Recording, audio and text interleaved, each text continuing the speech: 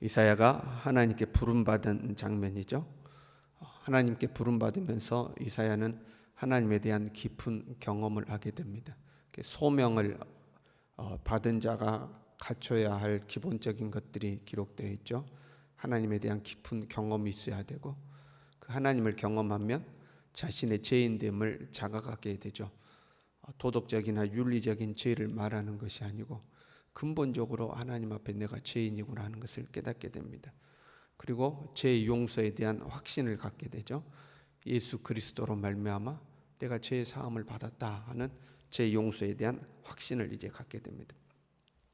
일반적으로 우리는 이 내용을 하나님에 대해서, 죄인됨에 대해서, 죄의 용서에 대해서 일반적으로 성경 공부를 한다거나 설교 말씀을 듣는다거나 이런 과정들을 통해서 이제 배우게 되죠.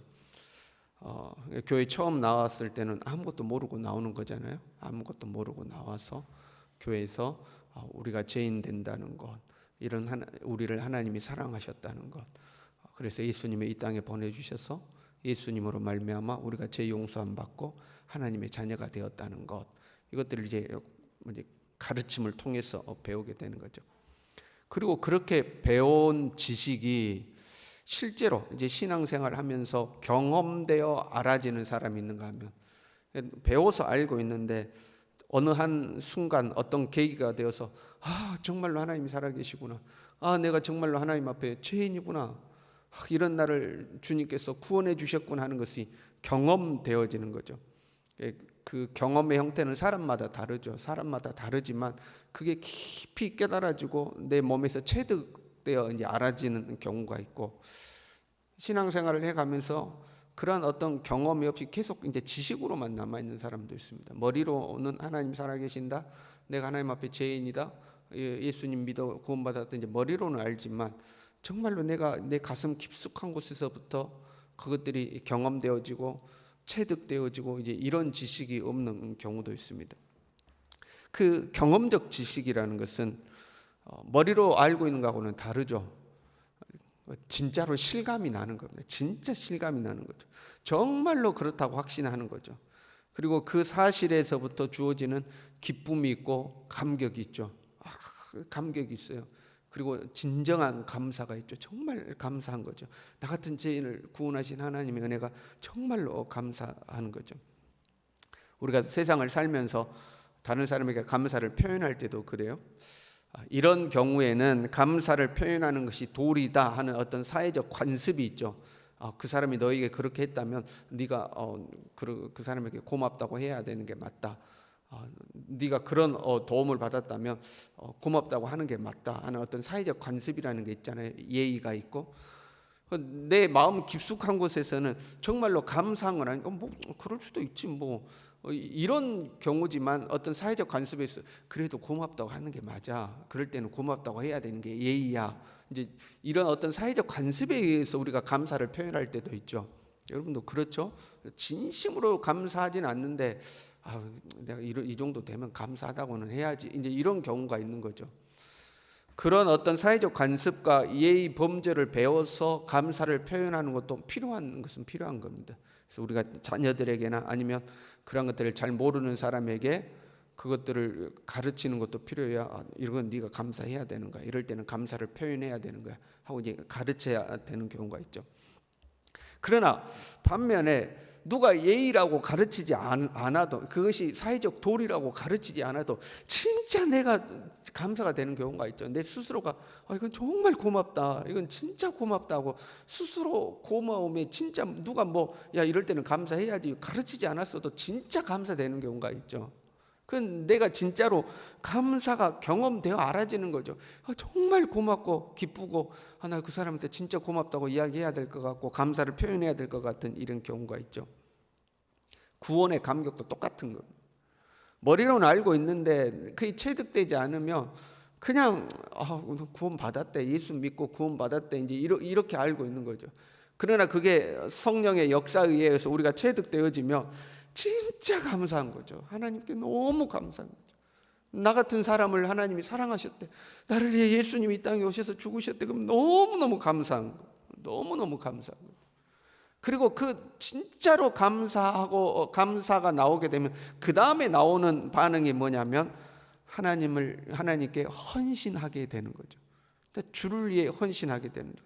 진심으로 감사되면 내가 뭔가 그 사람에게 감사를 표현하고 싶고 선물이라도 드리고 싶고 하는 것처럼, 진짜 나를 구원하신 하나님의 은혜가 정말로 감사하면 그 다음에 내가 주를 위해 뭔가 하고 싶은 거죠. 내가 주를 위해 살아야 되는데 내가 어떻게 하면 주님을 기쁘시게 해드릴까? 내가 주를 위해 할 수 있는 게 뭐가 있을까? 이 주를 위한 헌신이 나오게 되는 거죠.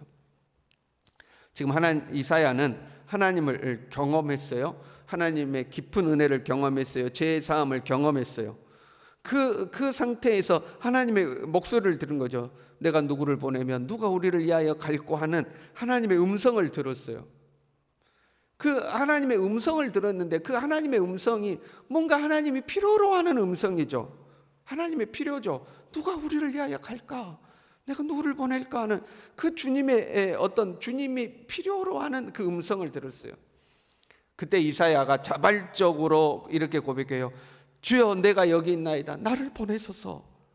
자발적 헌신이 나오는 거죠. 내가 주를 위하여 뭔가 하고 싶은 그 마음에서부터, 그런데 주님이 누군가를 보내고 싶어 하신다는 걸 아니까 자발적으로 주여, 내가 여기 있나이다. 나를 보내소서 하고 자발적 헌신을 고백하게 됩니다. 하나님께서 누군가 부르실 때 형태가 좀 달라요.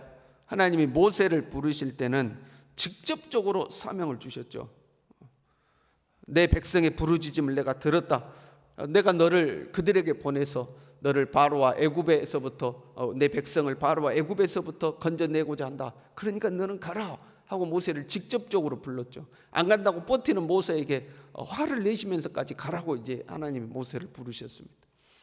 예수님께서 제자들을 부르실 때도 나를 따라오너라. 내가 너희를 사람 낚는 어부가 되게 하겠다 하고 직접적으로 나를 따르라 하고 이제 부르셨죠.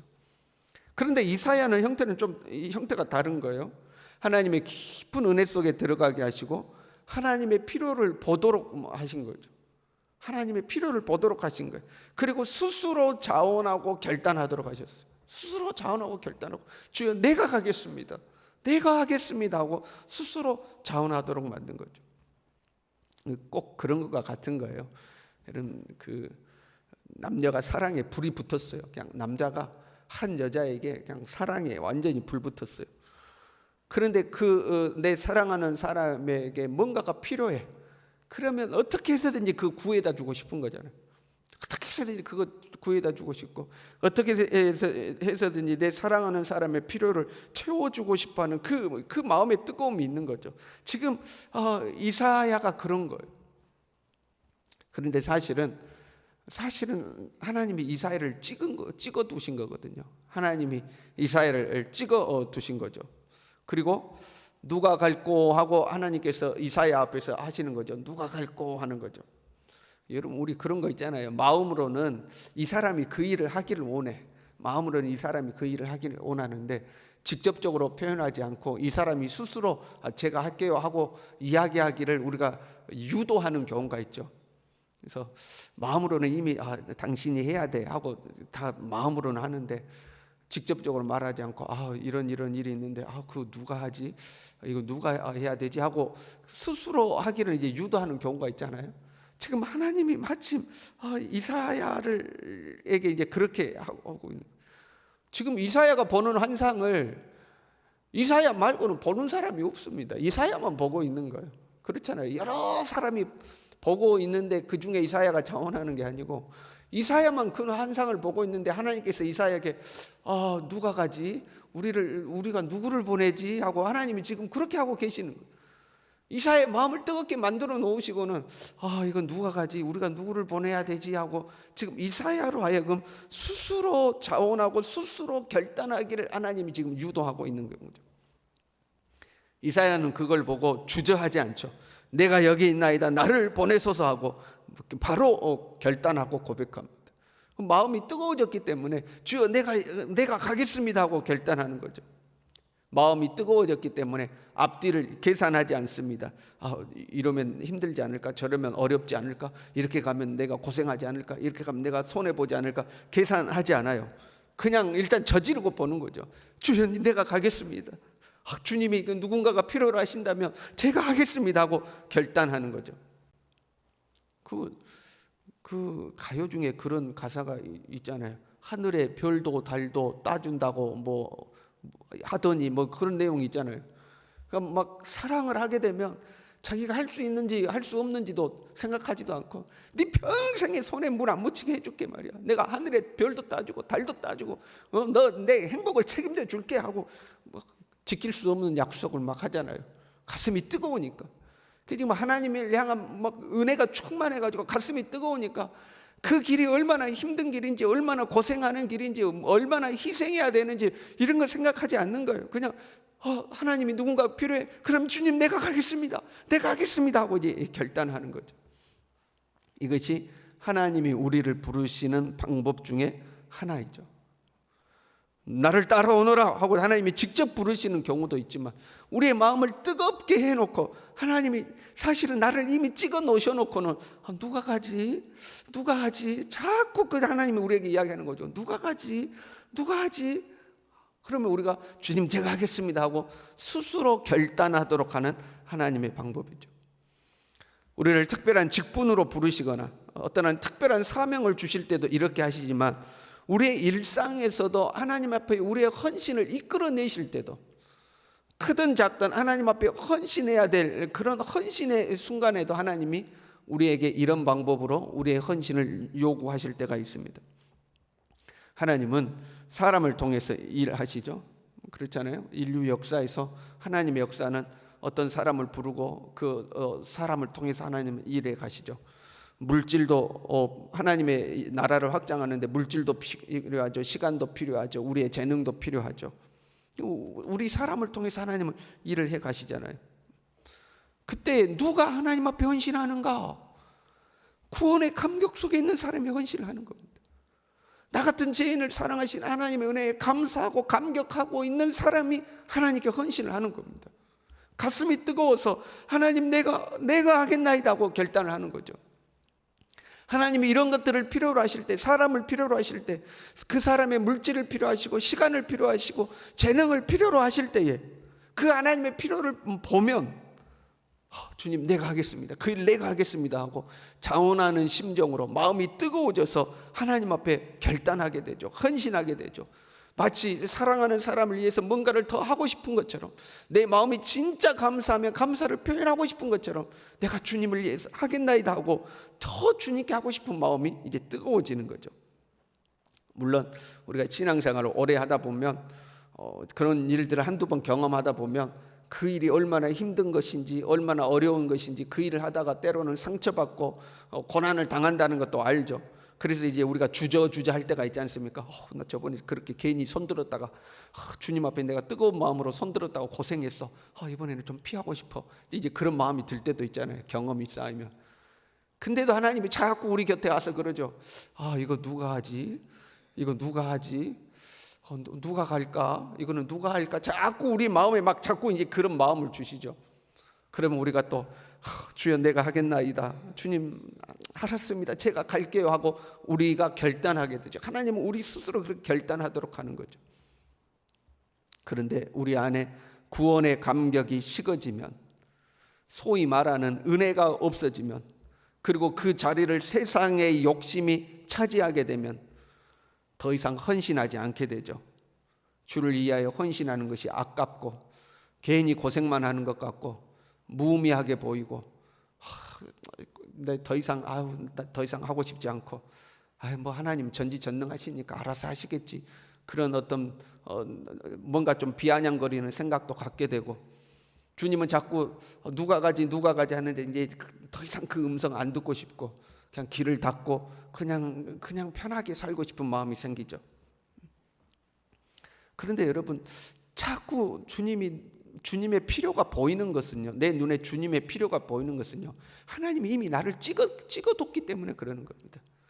지금 이사야에게 누가 가지 하는 하나님의 음성이 들리는 것은 이미 하나님이 이사야를 찍어뒀기 때문에 하는 거예요.